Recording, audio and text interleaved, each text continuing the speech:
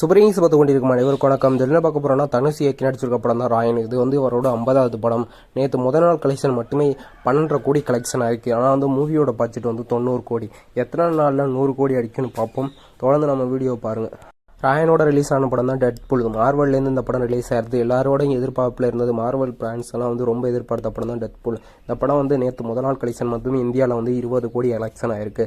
யார் இந்த 2 படத்தில் பார்த்தேன்னு கமெண்ட் பண்ணுங்க. இது மாதிரி தொடர்ந்து இது மாதிரி வீடியோ தெரிஞ்சுக்கணும். நம்ம சேனலை சப்போர்ட் பண்ணி அடுத்த வீடியோ பண்ண சப்போர்ட்டாக இருக்கும்.